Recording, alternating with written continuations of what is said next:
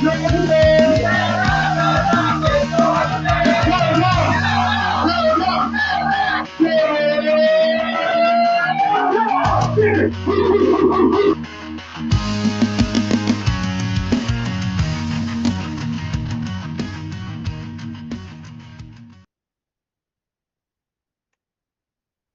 is up, y'all?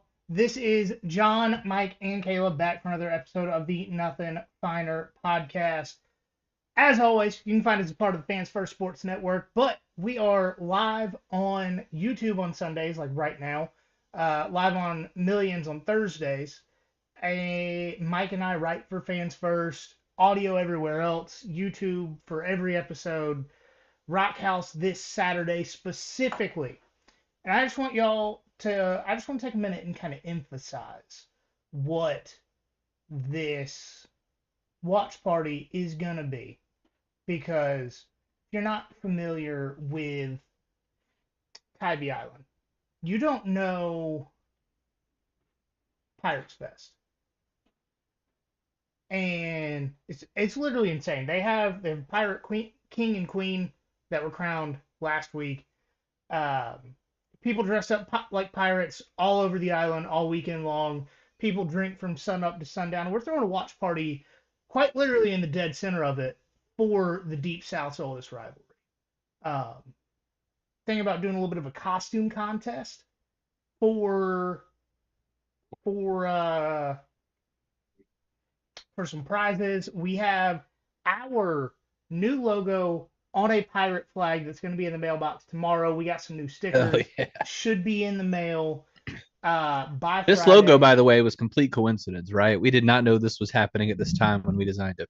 Absolutely not. We kind of, early July, we kind of put this together before we even had nailed down where we were doing watch parties this year. So I'm excited. Y'all should be excited. Come out and hang out with us. And here's the thing. If you're worried about finding parking on Tybee, park somewhere off of Tybee and call Breezy Riders or the Turtle Cabs or any of these other places that do rides on the islands. It's like $5 to $10 a person, take you anywhere in the area. Their main thing is they want people to get places safely, not have to worry about parking. So there's always options. Especially that weekend. Yes.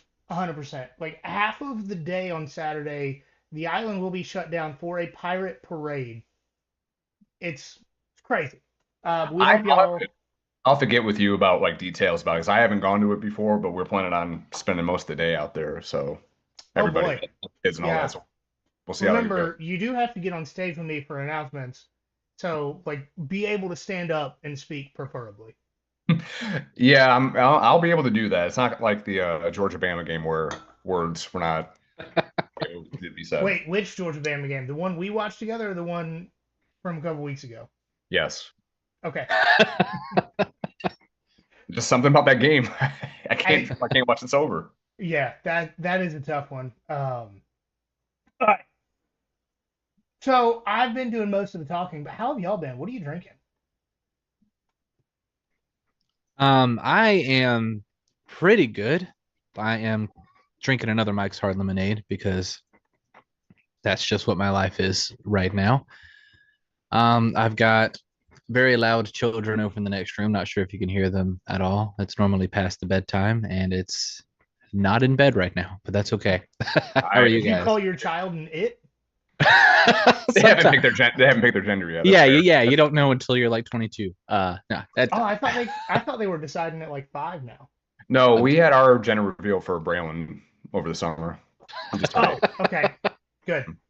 You're gonna have to pay for another one if he changes his mind. Is the problem? That is true. That does happen. I just gotta keep him away from the art school stuff. But yeah.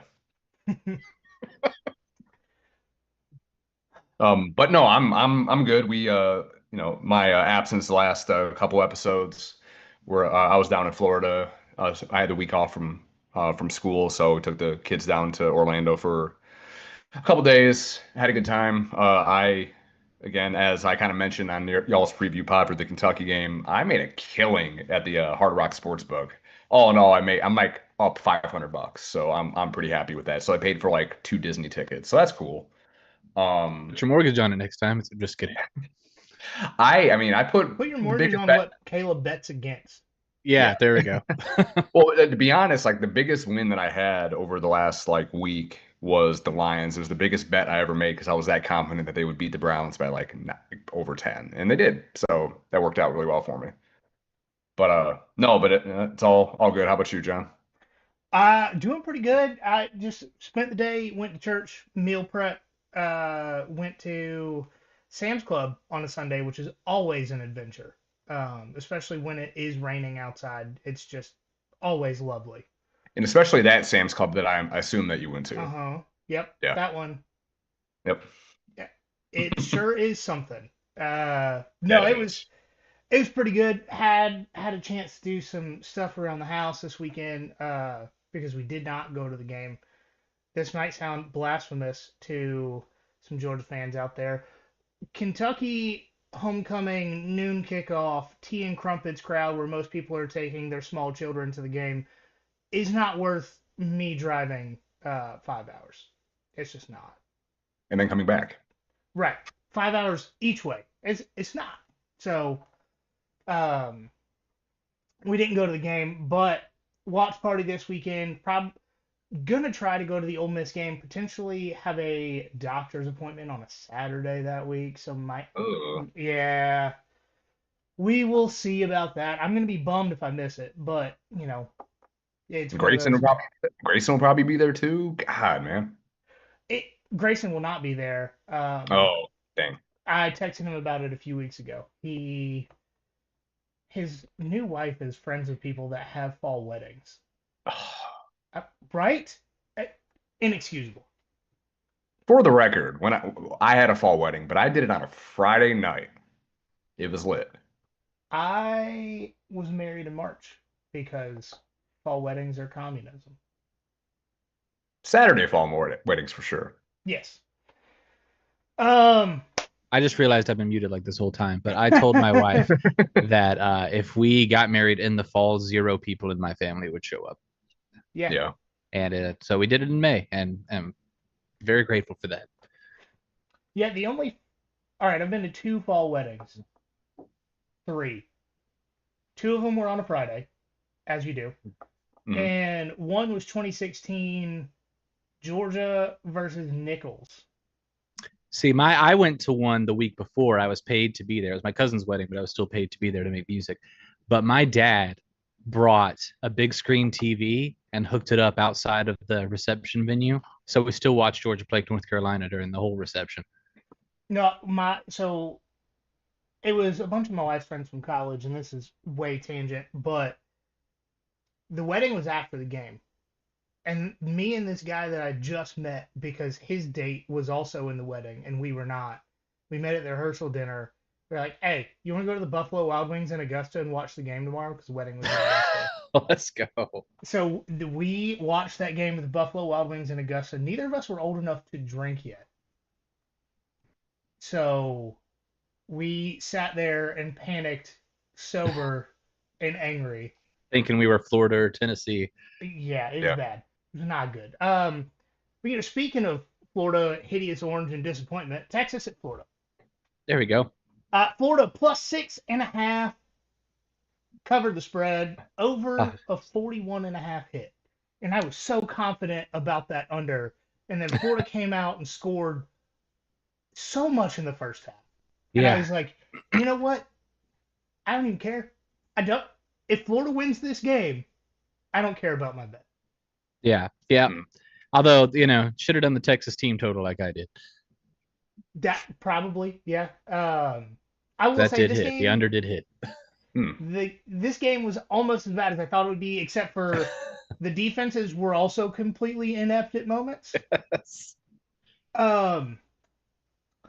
They just had less of those moments than the offenses did. The stats may not show it, but both quarterbacks looked bad.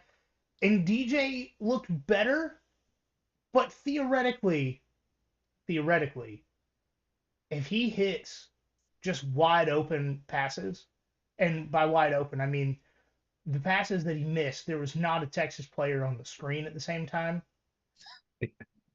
He almost goes 28 for 28 in this game. that's insane to Yeah. say about this Texas defense. But I had this on multi-view and I counted 4 wide open missed passes from DJ Lagway, and that would put him at 25 and 28 for 292 yards. I'm assuming because big typo, he didn't have almost I was like, 3,000 what yards a- on this That's one. a heck of a game. That's why I started chuckling when you were talking. Yep. No, 298 yards, 2 touchdowns. There it goes. Missed a space. And 1 interception. And then Arch just continuing his definitive mid streak. 16 Yeah. 29 for 263, 2 touchdowns, 2 interceptions. And Our Heisman winner, ladies and gentlemen. boy, That's why we don't bet preseason Heisman favorites, right? I want to know if Paul Feinbaum has thought about suing the Manning family for how dumb he looks. This man's talking about retiring from broadcasting and becoming a politician because at this point he just blatantly lies to people and doesn't get called out for it. That's The a most- politician's job. The most dynamic quarterback we've seen in this conference since Tim Tebow. Those were the words. That means he was supposed to be better than Cam. Cam Newton, better than Johnny Manziel, Uh-huh. better than Joe Burrow. Uh-huh. Do we know that he knows what dynamic means? He did go to public schools in Alabama. That is a 3-syllable word. He went to Tennessee as well, didn't he? Technically, dynamic could also Ooh. just mean like characterized by lots of up and down movement, you know. Yeah. That's true. But then again, there hasn't been a whole lot of Paul up movement. Feinbaum go? He went. I swear he went to UT. So yes, but where did he go to regular school? Because he used to work in public Birmingham. Homeschool. I don't know. Yep, that tracks actually. That does track. Why does it have his political party on? I don't know. He was born in Wikipedia. Memphis, Tennessee. He Yep, attended Christian Brothers High School and So we're another high school in assuming Memphis. Tennessee. Yeah. Like, Tennessee wait, public education worse than Alabama's. Christian This is Brothers private High School? education. This is Tennessee private education. But Christian Brothers is like a bottom shelf liquor. That's crazy. Yeah. Christian Brothers is also. sorry, he a also went- he Metro also spent Atlanta some- car shop chain. He did also spend Okay. some time in Memphis public schools. Shelby County public schools at White Station High School. So it's that Tennessee public education. Yeah, Coming we in got to talk to our clutch. guy Jay Woody about that because I have so many questions. But yeah, so here's the thing. Florida should have blown Texas out in this game For sure. because no one could tackle Jaden Ball in the first half. Nobody. Like Bodes I will really say in the well first for a half, he certain had Chauncey 8 Bowens yards in a the future. carry. And they couldn't stop it. Florida had 37 carries for 157 yards, 4.3 yards per carry. And in the second half, they just quit. They just didn't. It's like, Billy, you're trying to throw it away. I Yep. think he wanted to get Literally. fired. Literally. I think Yeah. he wanted to get fired in this game. Well, by like the. realized- He realized that he was going to get to stay. He was like, Yeah, wait, if he whoa, won. whoa, whoa. I mean, by his like late game decision making, good lord! I mean, he really was trying to get fired. Yeah. It's tough to say what we actually learned about this game because we know that Texas offense was bad, Mhm. but is their defense that overrated? And if their defense is that overrated, does Ohio State's offense suck? Both of these are valid questions. Because Billy Napier is by no stretch of any imagination an offensive guru or genius. So now, like, everything's put back into question with this. Billy at the same time refused to get fired and tried to get fired at the end of the game. Yep. And it's comical. But Texas looked bad offensively, and here's where it gets tie the Georgia factor into it. Because it's kind of been all over the place. But Georgia looked bad offensively, or Texas looked bad offensively. They struggled to block. They struggled to run the ball. 52 carries on 52 yards on 26 carries, 2 yards per carry. They were completely unable to get to the quarterback, DJ Lagway. I say that. Did you know Texas had less sacks against Florida than Long Island did. Wow. Okay. It's not Yikes. good. Very No. not good. Texas, first off, I don't know how they're favored in the Red River rivalry next week, but they're bad. They're like bad. Yeah. And Sark cannot save them with how bad Arch Manning is.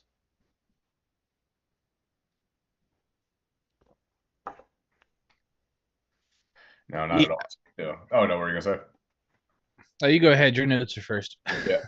So a couple things. Honestly, this is the best case scenario in my opinion for Georgia fans. Texas obviously loses. That's always great. But Florida winning and Billy doing some boneheaded clock management at the end, like I mentioned before, just enough to piss everybody off, even in a win. They're like, "What are we doing?" Basically gave Texas an extra 30 seconds to play with. He must have been just that confident that they were going to win. He's like, you know what? We're not going to take a 10-second run off.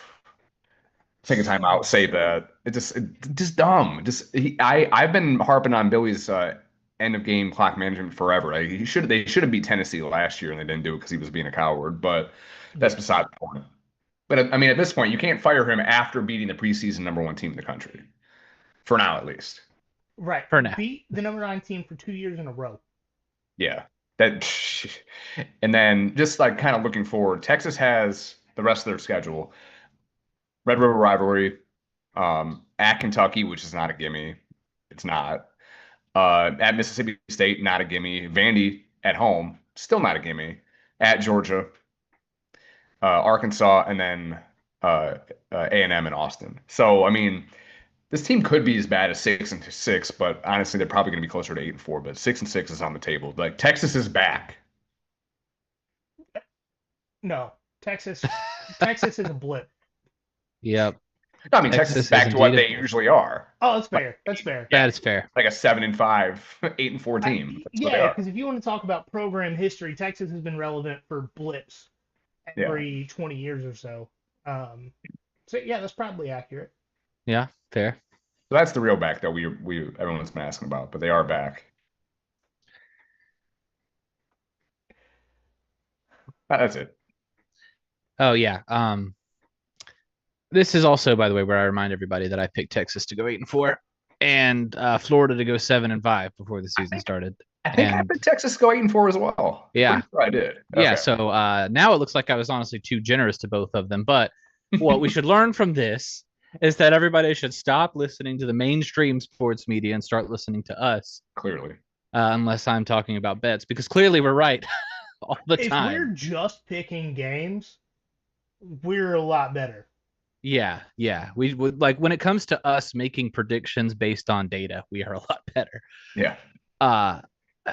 Again, thing is, there's not a single Florida fan that I've seen talking about the Sunbelt Billy situation that has cooled down on Sunbelt Billy with this game. So the second he loses to Kentucky or someone like that, he will. They'll be back on firing him. But at least now we definitively know who the worst offense in the SEC is. Yeah. It's tough.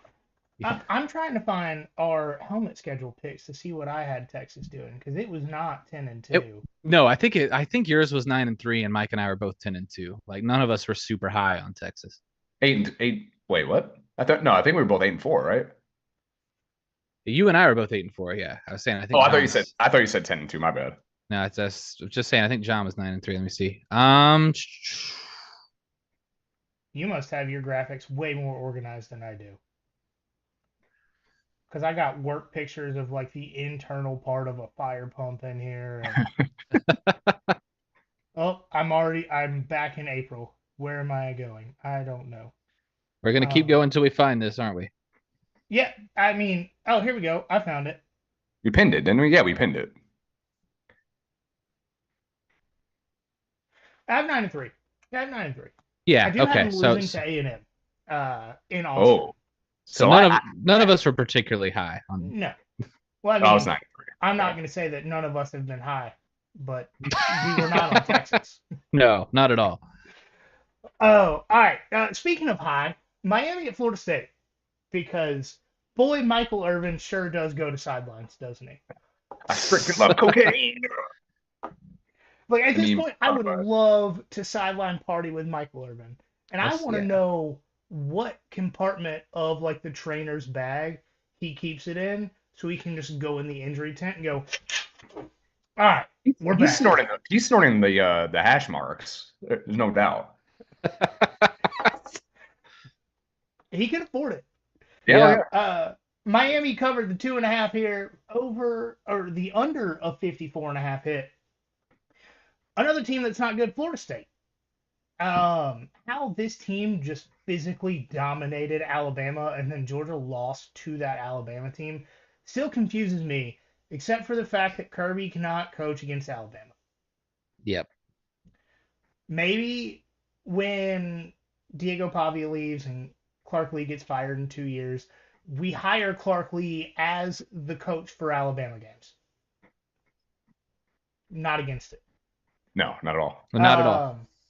But in all reality, Florida State had more yards on offense and allowed less yards on defense. They just couldn't cover the deep ball, especially on Malachi Tony.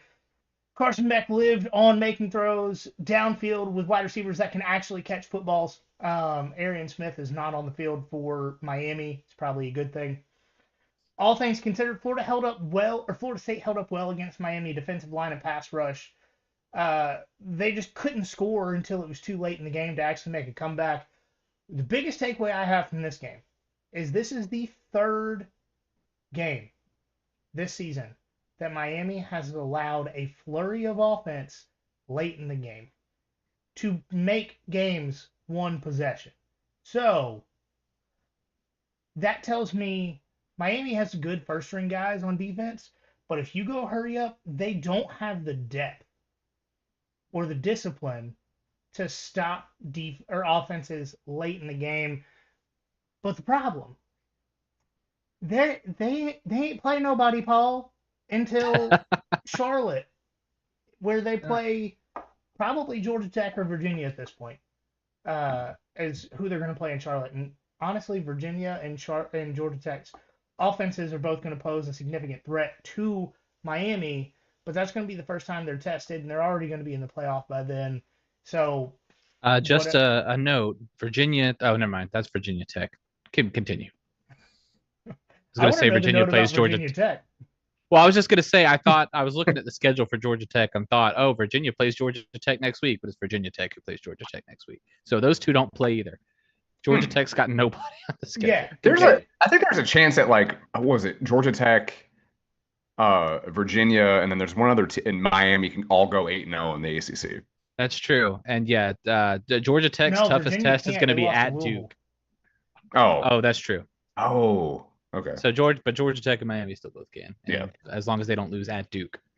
Louisville, I think, can still go 8-0 in the ACC.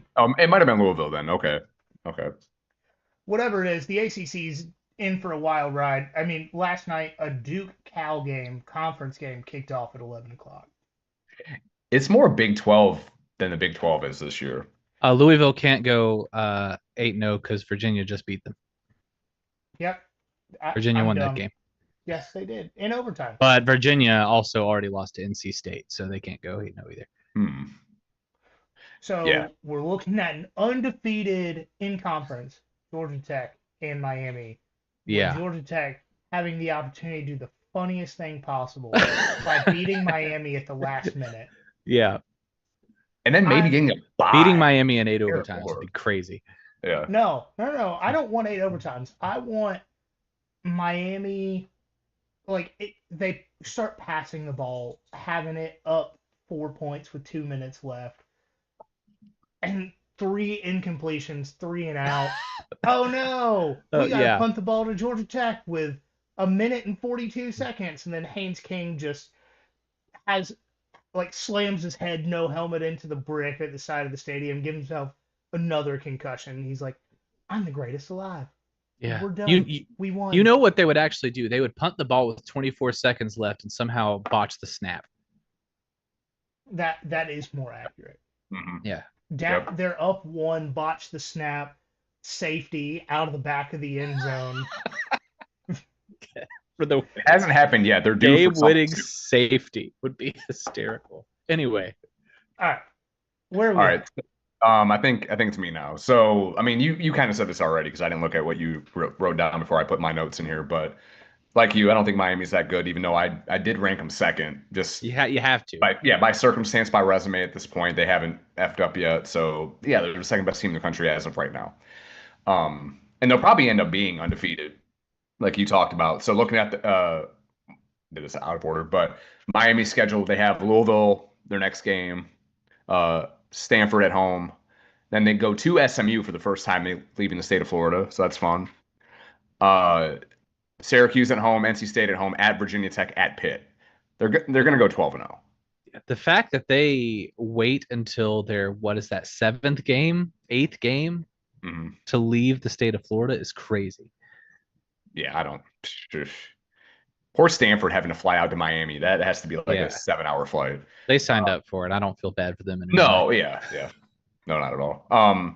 And then FSU, they're going to be somewhere between last year's team and then the unconquered team from 2 years ago, schedule wise, because they have Pitt, they go to Stanford, at home against Wake, at Clemson, Virginia Tech at home, at NC State, and then at Florida.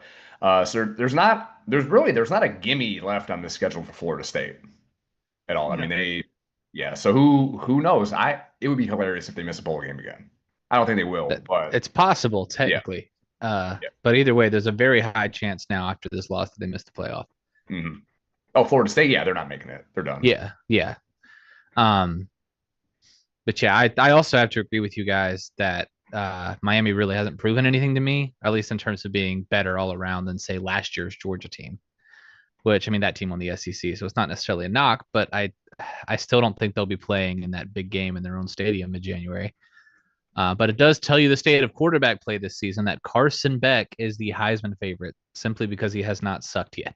Because nobody else has stood out. It's not like you have a Travis Hunter, a generational talent, or anything like, or Cam Ward. I mean, it's Cam Ward. It's funny because we all said if nobody stands out, it's going to be Arch Manning, but Arch Manning has performed so bad that it really can't be him. So Carson Beck, here you go. And it can't be Moneyline Mateer because he's missed games. So, I mean. Right. That's how it goes. Oh, he missed one game against Kent State. And Kent State was so bad, Michael Hawkins Jr. looked like a Heisman contender. So let's not pretend that I don't know. I mean, I don't know. That we'll see. I don't know.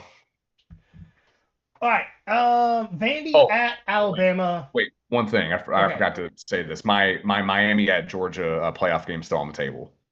If Miami loses to Georgia Tech in the ACC championship, everyone's rooting for it. It is. We are, but yep. With this Georgia team, I'm also not rooting for a home playoff game. Fair. We got Vandy at Bama. Bama minus 10.5 with a backdoor cover. Under 58.5 hit. People not watching Bama play and just seeing the box scores, how they continue to have a good public image between the 2023 and 2024 USF games. And this one, scoring late to cover and pad stats is a bad look for people who actually watch an allegedly dominant team. Especially, I mean, even last week, where Alabama beat Georgia. Straight up, they did. But in the second half, their offense did next to nothing. And people are still talking about Alabama's dominant offense. Like, no. Alabama's offense did next to nothing for an entire game of football between the second half of the Georgia game, first half of the Vanderbilt game, and then most of the fourth quarter of the Vanderbilt game. But Jim Miller got a touchdown with 12 seconds left to go in this game to cover the spread. And suddenly they're a dominant team. I will say, Ty Simpson was absolutely elite in this game. No two ways about it. 340 yards, 2 touchdowns, 1 interception early. Jam Miller is the key to this team. Jam Miller, without him, we saw them lose to Florida State. With them, they beat Georgia and Vanderbilt. 22 carries for 126 yards and 1 touchdown. Vandy and Clark Lee did what every team does when they play Bama, though. Get close and realize that they can actually win this game. And then go away from the game plan that has worked to get you here. They don't understand. No coach understands the phrase "dance with the one that brought you" when it comes to the second half of games against Alabama or the first half. And Vandy ran all over Bama in the first half, and almost turned into an air raid offense in the second half of the game.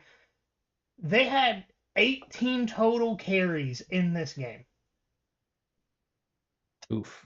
With Diego Pavia and Cedric Alexander, 18 total carries. Hmm. They averaged 7.6 yards per carry on those 18. And they just quit. Right. It's quite literally insane how that happened. But it's also disappointing because they were close and they were able to move the ball in the first half. Diego Pavia looked like a phenomenal quarterback. Cedric Alexander looked like one of the best running backs in the country. And then once they got close at halftime, they just quit what they were good at. You don't beat Bama at Bama's game in Bama's house. You just don't do it. And they tried, and they failed, and some middle-aged, sad person tried to fight Diego Pavia after Johnny Manziel gave him the double bird. Yep. I'm disappointed in Vanderbilt in this game because they were there. Like, yeah. I was trying to live through you guys and being like, you have a good game plan in the first half. You can do this. What? And then they did the Uno reverse Georgia, and they were like, we have a good game plan in the first half. Watch the second. Instead of, we have a terrible game plan in the first half. Watch the second. Yep. It's kind of like back in the day when Tiger Woods would put on, his red polo on Sundays and just everybody would just get in their heads and just fall flat on their face, even if they had a lead. It's the same thing. Yeah. You put that Braves A with a dingleberry on your helmet. Woo! Yeah. All right. Yeah, I don't have anything else to say, so we can go on. Yeah. Perfect. And Jamie, I need you to make a clip out of the good parts of this after I pour myself another drink, because absolutely. I'm about to go off a little bit. And part of this, please do. I'm joining you. Please do. Part of this is because I tried to have a civilized conversation with Penn State fans in the offseason. I tried. Nice try. And it didn't work because none of these people will listen to reason and facts and stats. They just want to say, we're good. We just can't beat who we shouldn't beat. It's like, no, that's not how that. You, as a football program, should aspire to beat everyone. You shouldn't John, say, they had a quarterback come back, though. That means they're going to be good this year. All right. So these people called us, and a friend of mine, a guy that we've had on the show a couple of times, the Penn State guy, Brian from Veteran Sports Talk podcast. Oh, yeah. He sent us he commented, sent me a message, like, why are you guys so low on Penn State? How are y'all doing now? After you talk trash, you sent messages, you sent texts, not Ryan, but other people. How y'all doing now? Serious question. How you doing, we are? Because we are trash. You have a mid coach in a bottom heavy conference. You win 10 games every year. Congratulations. You have a quarterback who wasn't the best on the team last year. Pretty much Drew Aller's the reason you guys didn't win national championship in 2024. And you shipped off the best quarterback on your roster in 2024 before the postseason started to Missouri. And if you'd have kept Bo, Drew Aller for sure would not have gone to Missouri. He'd gone to Missouri State because Eli Drinkwitz can actually evaluate quarterback talent and knows that Drew Aller is bad. It's not just he's not good. It's not just he's mid. He's bad. And you have a bad coach. James Franklin and Billy Napier have the same number of wins against top 10 teams since 2017. That's 2. 2. 2. Billy Napier's done it in the last 11 months. It's taken almost 10 years for James Franklin to do what Billy Napier's done in the last 11 months. And you know what? At least Florida fans are smart enough to want Billy Napier fired. Because Penn State fans, as soon as last weekend, said that James Franklin was still the guy for the job, said that 10 wins is enough, said that being the 8th team in a 12-team playoff is perfectly fine. We win the games we're supposed to win. No, Let's I can't flashback. believe How many Georgia fans were saying this circa 2015? I cannot believe that I am the one saying that Penn State deserves better than the fans are wanting them to be. Like, as an anti-Penn State person, which I truly am, I can't stand your fans. I can't stand the fact that you don't have your players' names on your jersey. I can't stand the fact that Joe Pa allowed that stuff to go on for so long. Like, you guys should have had the death penalty. You shouldn't be allowed to have a football program, but you do. You are. You have a program. And what do? You say, we're going to take this ice cream and sprinkle manure on it and eat it every year and be happy about it. It's sad. Penn State fans are the reason that your program is still in the dumpster. You can't beat Michigan. You can't beat Ohio State. Now you can't beat Oregon. You can't beat UCLA. An 0-4 UCLA team just dog walked you down the field. What was your play on fourth down? You said, hey, our statue of a quarterback is going to get 3 yards on a defensive line that has owned us all day long. It's insane. It is absolutely insane. The fact that James Franklin still has a job tells me that you are weak, because James Franklin is Mark Richt without a personality and with an attitude problem. Mm-hmm. Like, the fact that you guys are okay with James Franklin still being your coach tells me how weak the entire state of Pennsylvania is.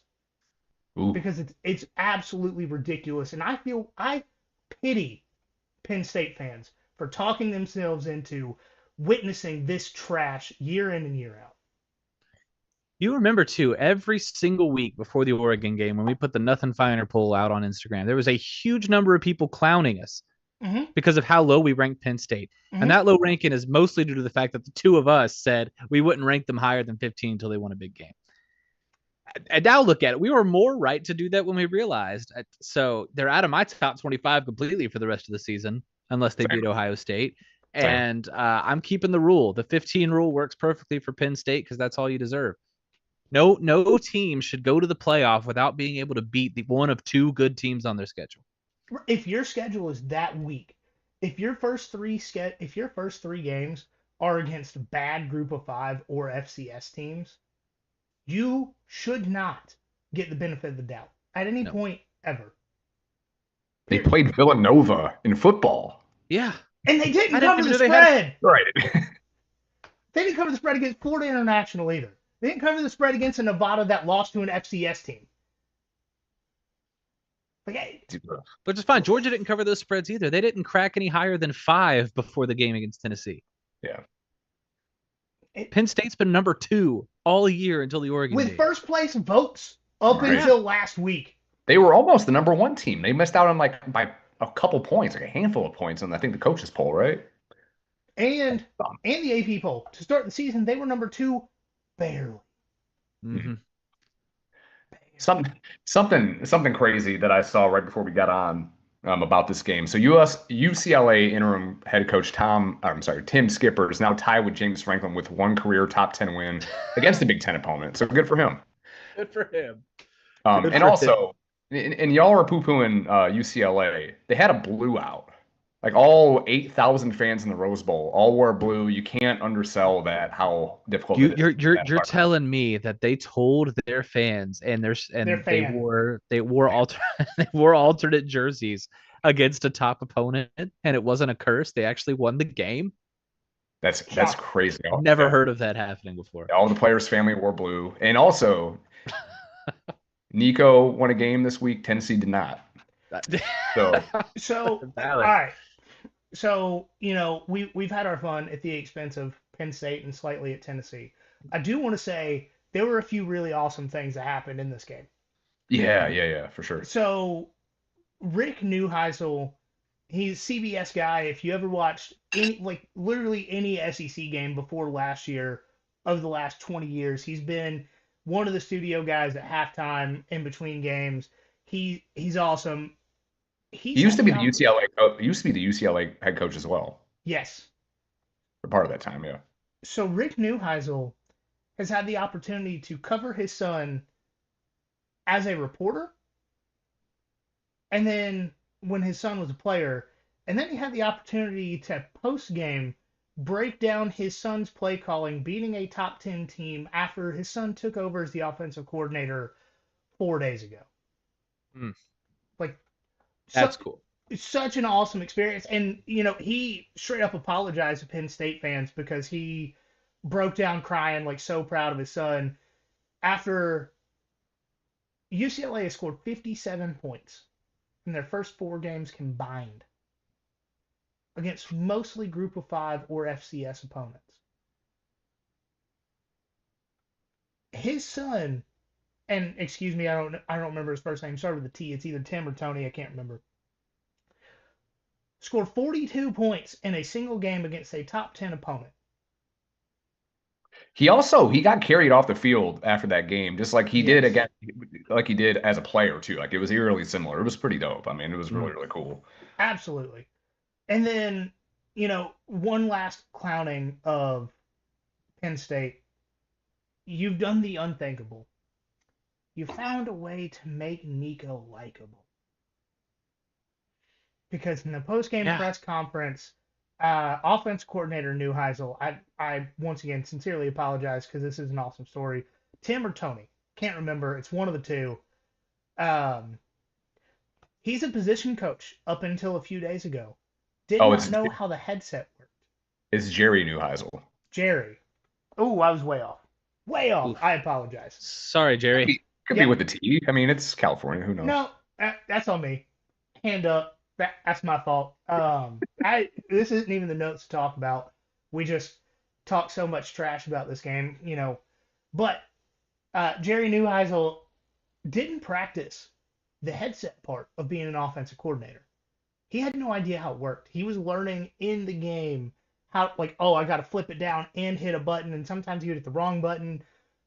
Nico called multiple of his own plays in that offense because the coach didn't know how to get the plays to him. It makes James Frank look even worse. I didn't know that. Yeah, it does. And here's the thing. Penn State still has Kotelnicki as their offensive coordinator. The guy that made Kansas world beaters. Mm-hmm. And he's at Penn State with more talent and can't do anything.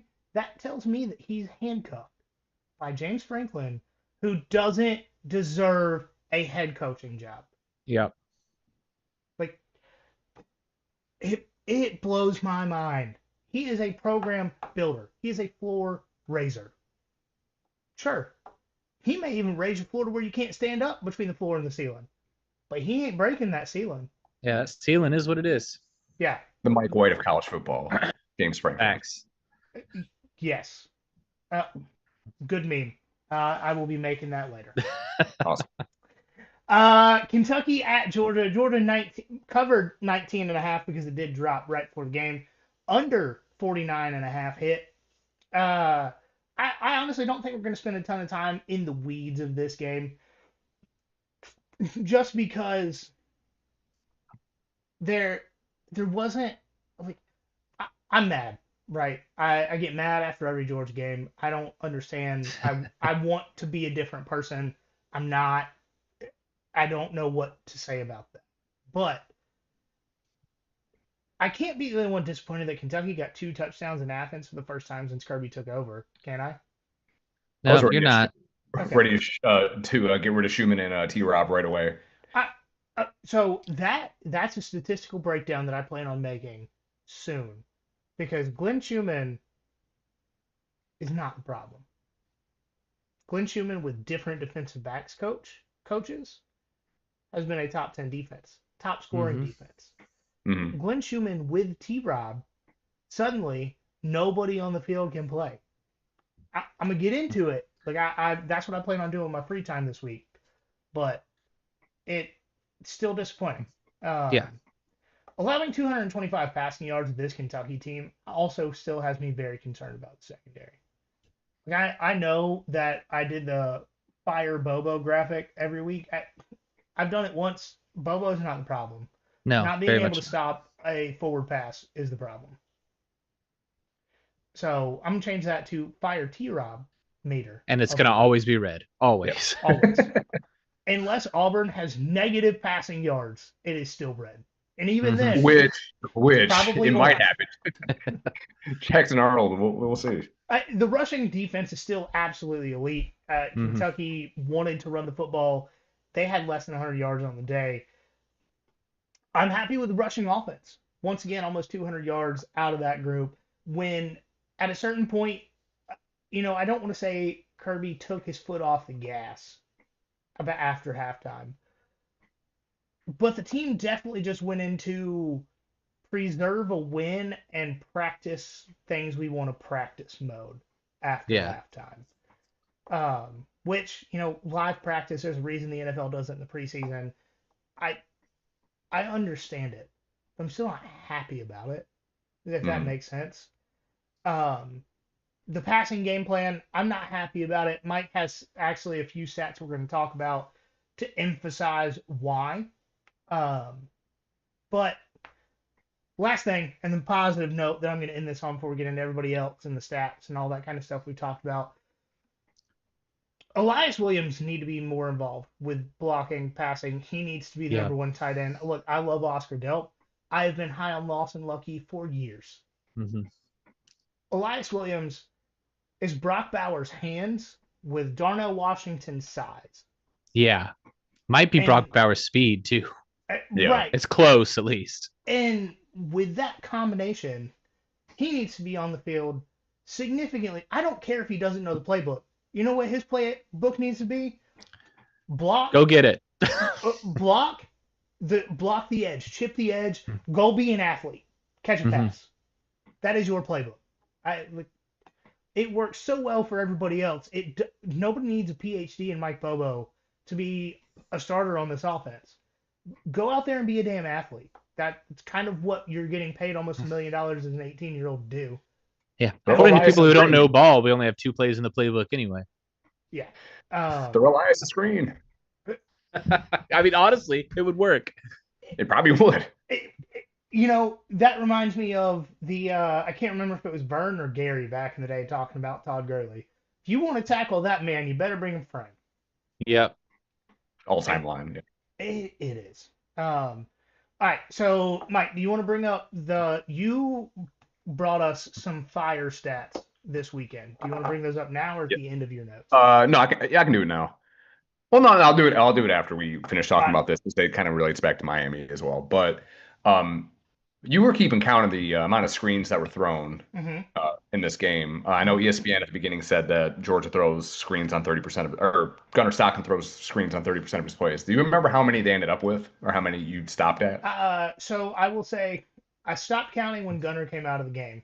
That's fair. No, I may be one off. Full transparency. But I counted 7. He completed 15 passes. Okay, so if we're talking about the stat ESPN gave was related to attempts, so 7 out of 23, so right on that 30% mark. Little low, probably 28%, but yeah. Yeah, that's wild. So the only 2 other things. Obviously, kind of going back to what I was saying about Glenn Schumann, I guess probably not fair about him, but I think we're missing Michael and Jalen Walker more than I think we probably let on. The pass rush is not what it was last year. I don't think anybody could argue that it is. So I have a hot take about the pass rush. All right. 2017, in the middle of the season, Lorenzo Carter and Davin Bellamy, Roquan Smith were the only 3 people that really got sacked. Mm-hmm. When it was needed, they got an interior pass rush with David Marshall, the other guy that took over the Rose Bowl. I can't remember his name right now. But Trent? No, Trent took over the national championship game for about a half of it. Yeah. But no, it was David Marshall and another interior guy in that Rose Bowl. It doesn't really matter because it's more of the position that I'm talking about. I think it's more of a schematic thing at this point. Because we saw when it was needed, Elijah Griffin chased down a wide receiver in the flat. Yeah, I was going to make a comment about that. There were times when the pass rush actually affected the game in the second half, especially. I think this is a case of the defense is conservative at the moment because of how Georgia's starting two guys that are true freshmen or true sophomore on the defensive line for the first time in Kirby Smart's entire tenure. So Yeah. I think it's more of a we need to be schematically sound before I tell you check a run fit and then get after the quarterback. I think he's telling these guys your job for the entire play is run fit. I don't care if it's a pass. You check the run fit and then you just push forward. Like not shedding blocks. I think it's more of a schematic and coaching thing right now because of the youth of the team. Yeah, fair. That makes sense. And then on the Kentucky side of this, I really do hope Kentucky gets Bobby Petrino once they fire Mark Stoops. That would be all time. They owe I think they owe Stoops like $38 million within 60 days or something ridiculous like that. Which they did save money not having to fire what's his face, the Cal. basketball coach. Yeah, Coach Cal. So they should be able to fork over that money if they care, if they're serious about being a football school. But I wonder if Stoops, who for what it's worth, has like he brought Kentucky football back, right? Yeah, he's the winning. I mean, he has more wins at Kentucky than Bear Bryant. Right. I wonder if part of him realizes that not only is he not the answer anymore, but he doesn't want to be the answer anymore, and does what Mark Richt did at Georgia and just says, you know what, we'll come up with a backroom deal of like, you want me gone, I kind of know that I need to be gone. We'll come up with a sub 38 answer, and I'll step down. yeah. Because you can't tell me that Mark Richt quit without getting any money. No, Right, absolutely yeah. not. So there was some sort of backroom deal there, and I hope for the integrity of both the Kentucky program and Mark Stoops that they do something similar. Just like, hey, I'm not the answer. I don't even know what your question is anymore. Let's come up with a number and I'll be gone. Yeah. Yeah, hopefully. Do you want me to do the stats? Yes. Okay. So not my stats. I got this from On3. So this is the Carson Beck versus Gunnar Stockton debate, looking at their overall statistics.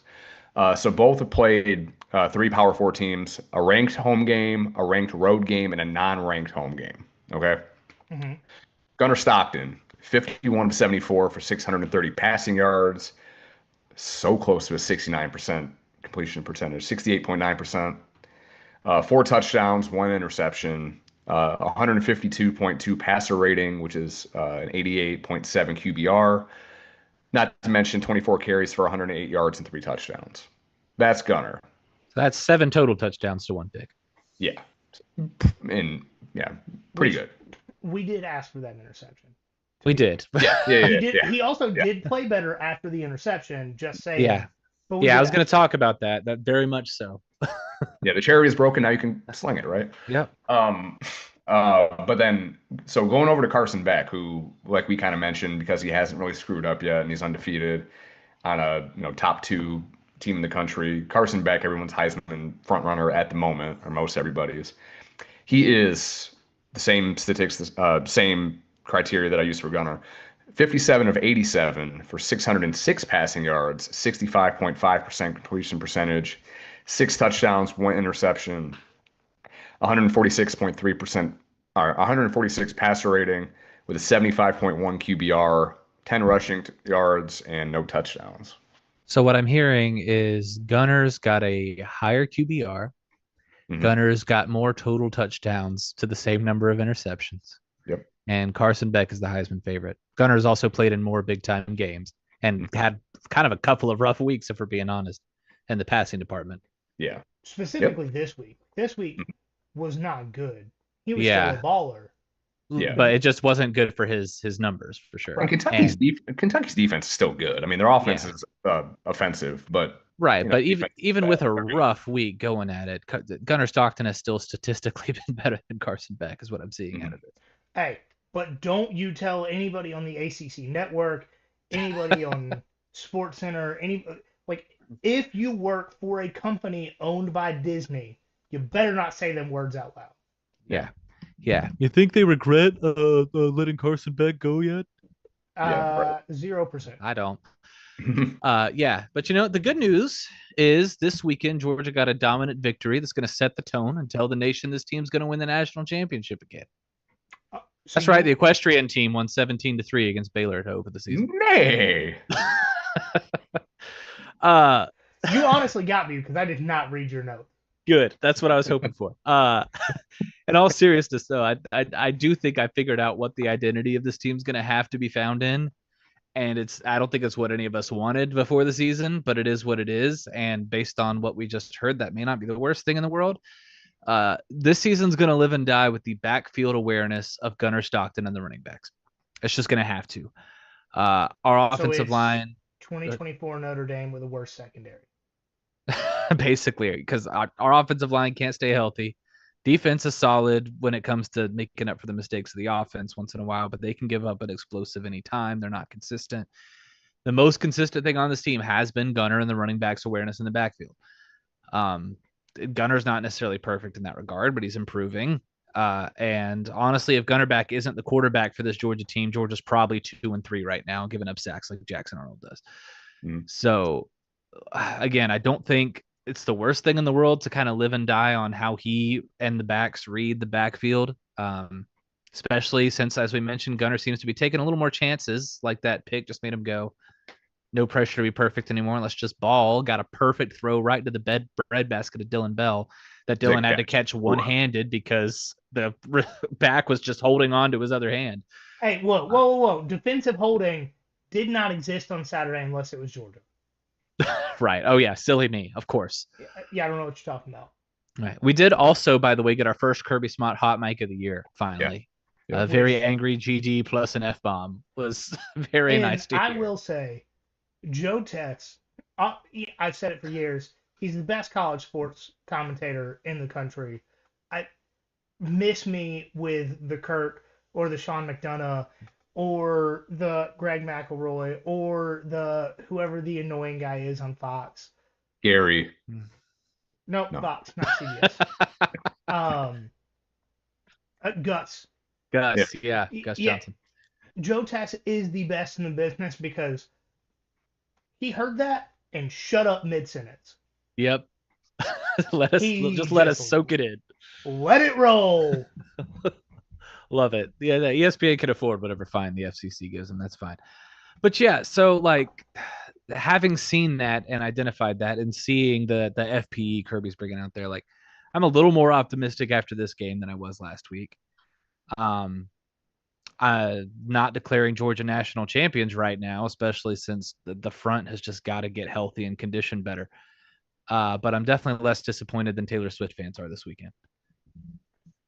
Are they disappointed? Is that because the Chiefs played football, or I don't know. No, it's apparently the new album from Taylor Swift sucks, which they all do, but I guess they're finally realizing it. What? Taylor Swift doesn't write good music unless she just went through a horrific breakup? No. Man, that's crazy. You can't say she built her entire career off a heartbreak. I won't say what I want to say. I mean, you're welcome to. I can just cut it out. No, it's okay. I said it in the group chat. It's for y'all only. Fair enough. All right, are y'all ready for awards? Because we didn't do them last week because nobody earned one. Nope. No, I didn't get that far. That's crazy. Okay. I mean, it's not crazy. You're right. Right. So this week, this week it goes offense, defense, freshman, lumberjack. So I'm going to take offense and freshman. Fair. Okay. So for offense, we got Dylan Bell with an absolutely insane day, continuing to do what he has over the last few years, not just being a wide receiver or just being a running back, but an athlete on the offense. 2 carries for 6 yards, but 2 touchdowns, 4 catches for 68 yards. Dylan Bell has kind of been missed early in the season, but this was his guess who's back again moment for the 2025 season. And I'm so here for it. I've been waiting. We all love Dylan Bell. Yeah. Please keep it up this time. I love it. Yeah. Man, just have him be what the 49ers tried to make Debo. Mm-hmm. All right. So for defense, we got CJ Allen with his usual, typical CJ Allen game. 6 total tackles, 3 solo, a sack, 2 tackles for loss, and 1 fumble recovered. It did like you mentioned here, I thought he forced the fumble. I'm surprised that ESPN didn't credit him with that. Yeah, a little disappointing with him not being credited for the forced fumble because based on what I saw and based on, I believe, the replay, even like our guy Matt Austin was like, yeah, that was CJ Allen that forced the fumble and then recovered it. Yeah. Yeah. Yeah, but CJ's sick. Yeah, love it, love it, love it, love it. Fresh and for the Marshall Walker went 16 yards. He drove right over Orange Church, just driving and running with those big thighs. My God, a freshman. game of the week, or player of the week, I should say, is Elias Williams. He is the answer to the question of playmaker tight end that we have been asking for the last 2 seasons. I understand that 2 years ago we still had Brock. We had like half of Brock, which is more than the Raiders have right now, but we had half of him. Tell me about it. Yep. And now we have a guy that seems to catch like him, block like Darnell, and kick people in the face like Oscar. And I just all I want is more Elias Williams. Yeah. And I am truly concerned that if we don't get more Elias Williams, another team's going to get a lot of Elias Williams next year. Yeah. We don't want that. We need him to be our Elias Williams and Correct. nobody else's. Which the good news for us is that if Oscar Dell is leaving, Elias is pretty much guaranteed the 2 spot, right? You would think. And the 2 spot's going to get a lot of play. Mm-hmm. I think he would be the one. As much as I've been high on Lawson Lucky for years, he's playing better. Yeah. He just hasn't, I think, all right. I think Lawson's still the 2 next year. I think Elias is going to jump him to be the 1 if Oscar leaves, kind of thing. I think Lawson is phenomenal, but I have been disappointed in his usage, and I think a part of that is that he has dropped passes when he's been called on. Yeah. I think quarterback and offensive play caller don't necessarily trust him when Elias over here was just like, get the ball somewhere close. I got you. Don't worry. Yeah. And Lawson's honestly seems like the kind of guy where if Elias does pass him, like especially if the comps we're making really pan out, he seems like the guy to just kind of be like, cool, let's go play football. Yeah. So I'm not necessarily worried about him struggling to stay at Georgia if Elias does pass him on the depth chart. Elias did have 3 catches for 48 yards, which I know to be the freshman player of the week doesn't seem like a lot. We saw things out of him that we have not seen out of a tight end since Brock Bowers was wearing red and black. So yeah, look, we gave Sokovi Wyatt on 1 reception for 17 yards. Sometimes it's not about the stats, it's about what you put into the stats that you bring. While we're talking about Sokovi, because we're big Sokovi guys on this podcast, if you've noticed, every time this season Jordan's been in a victory formation, he's been on Gunner's right hip, which means he has the trust of the coaches. Yep. That says a lot with this staff. So Sokovi is still he's still up there. Yeah, he might be our future Dylan Bell once Dylan Bell is gone. Like he seems to be moving into that direction. Yeah. All right, moving into Lumberjack. It's going to a guy who's probably going to be a favorite for it every week just because of his character. It's Gunnar Stockton. It's got to be. He absolutely played his game yesterday, and that's what we want to see from him. He's not the kind of guy who needs to have 300 yards through the air per game. We just want to see him play his game because he is a baller, and when he gets his plays, he makes them count. 15 for 23 for 196 yards, 1 touchdown, and again, 1 interception that we're kind of glad he got finally out of the way so he can just ball like he does. Again, not going to be the most explosive stat line reading it off the sheet, but he did everything he needed to do. And again, 6 carries for 48 yards, 2 touchdowns, 8 yards a carry is impressive for any player. And he didn't play in the fourth quarter either. So I mean, he could have put up bigger numbers. Even more. Yeah. Most importantly, though, to me, he made some throws that reminded us of what we were saying about him after the Tennessee game, because it seemed last week like he was kind of back to just doing things safely. He really kind of let it rip, especially in the third quarter of this game. So I'm personally really excited to see him continue to do more of that. Please, because it works when he does it, especially when he just lets himself run over somebody in the run game. Yeah, once you let Gunner just get hyped up, Yeah. like I'm the opposite. Just personally, if I get too excited, I am terrible at whatever I'm doing, right? But Gunner, let him get smacked around a little bit, let him run over somebody, get him excited, and suddenly he's like Neo dodging bullets. He's like, oh, Yeah. why everyone's moving so slowly? Right. It's crazy how that happens. But It like ran over somebody, Gunnar Stockton, to me is at times somebody jumped off Stetson Bennett. Like Yeah.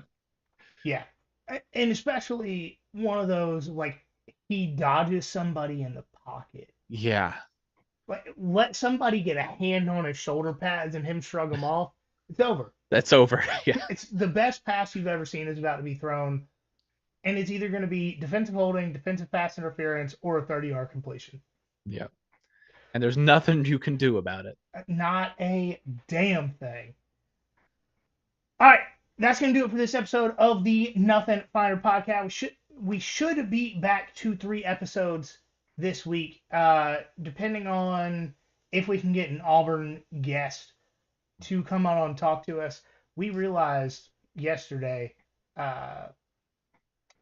since our very first season, we've not had the opportunity to get an Auburn guest due to. Did we talk to somebody? Yeah. Well, and did we talk to somebody about the Red River rivalry last year? No, I don't know if it was the same. Last year was only just did y'all 2 talking about episodes. Auburn. Yeah. Oh, okay. Yeah, so no, last year we didn't even get a preview episode in because I still didn't have power. The year That's right. before that, we had just talking about Auburn. We're trying to get somebody. It's all on them at this point. But follow us on social media at nothing.finder.pod on Instagram, at finderpod on Twitter, Facebook, YouTube, TikTok. Just look us up and find us there. Come hang out with us next Sunday live on YouTube. Saturday. Oh, my bad. Oh, Saturday at the Rock House. Yeah. Saturday at the Rock House. And so I don't even remember if I talked about this with the last one, but if you're still hanging out with us, Saturday at the Rock House, we're giving away a full-ass Michelob Ultra golf bag at this game. On top of having a 50-50. On top of games for prizes of our stuff. On top of drink specials and merch sales and all that other kind of stuff. We're doing it as big as we can given the circumstance of Pirates Fest, which is already going to be awesome. So come hang out with us.